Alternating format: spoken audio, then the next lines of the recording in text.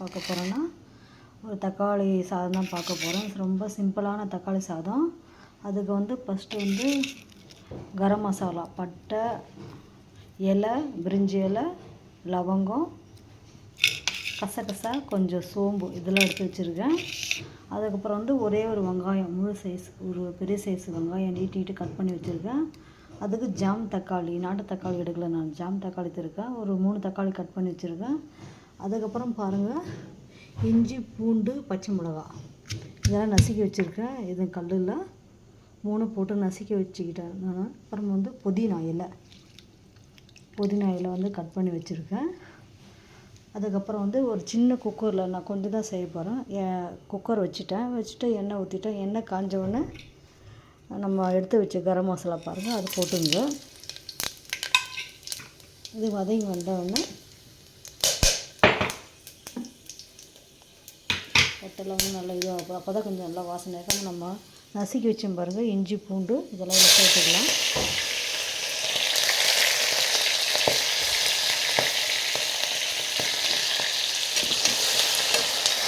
ரொம்ப சிம்பிளான தக்காளி சாதம் தான் அது.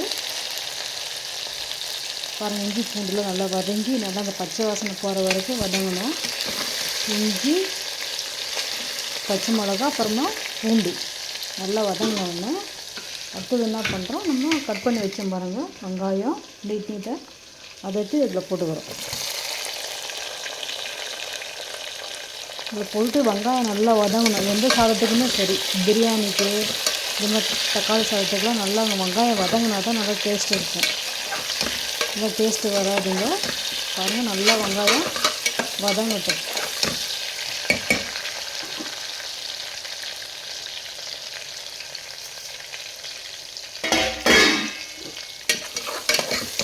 பாருங்கள், வெங்காயம் நல்லா வதங்கி நேரம் ப்ரௌன் கலரில் வரணும், கலர் சேஞ்ச் ஆகி வரணும்.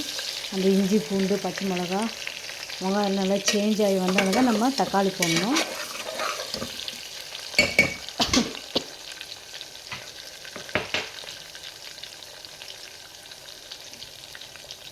நல்லா வதங்கி வரட்டும்.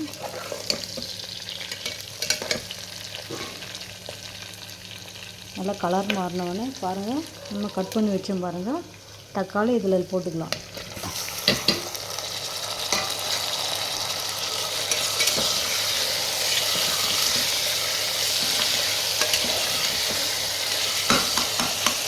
தக்காளி நல்லா வதங்கணும், அப்போ தான் நல்லா வரும். தக்காளி நல்லா வதங்கிடுச்சு. இந்த தக்காளி நல்லா வதங்கி அந்த எண்ணெய் பிரிஞ்சு வரணும். அந்த டைமில் என்ன பண்ணலாம், கொஞ்சோண்டு வெறும் மிளகாய் ஒரு ஸ்பூன் சேர்த்துங்களா. அப்புறம் வந்து தனியா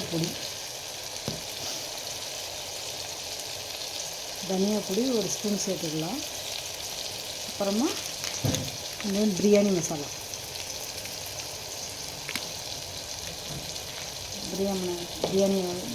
சேர்த்துட்டு நல்லா வதக்குங்க. இந்த மசாலோட பச்சை வாசனை நல்லா போகணும்.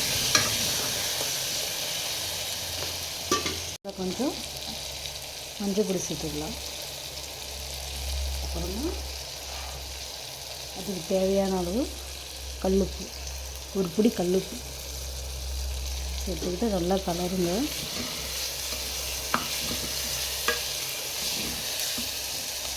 நல்லா கலர்னாங்க நம்ம கட் பண்ணி வச்சுருந்தாங்க புதினா அது நல்லா அப்படி பிழிஞ்சிட்டு இதில் சேர்த்துக்கலாம்.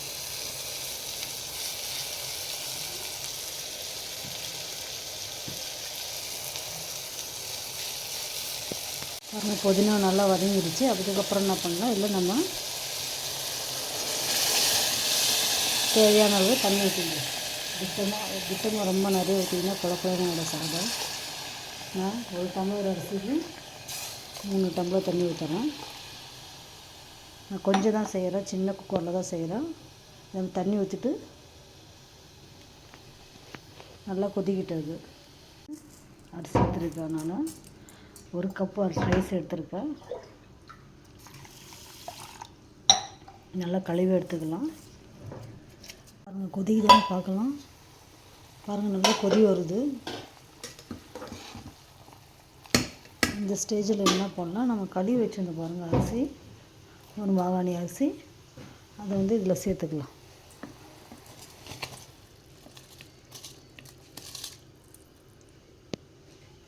நல்லா கொதி வருது. இந்த டைமில் நம்ம லாக் பண்ணிடலாம். லாக் பண்ணிட்டு விசில் போட்டுடலாம்.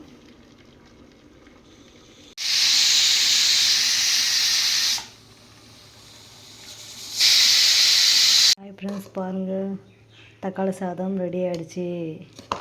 நல்லா வந்திருக்கு பாருங்கள்.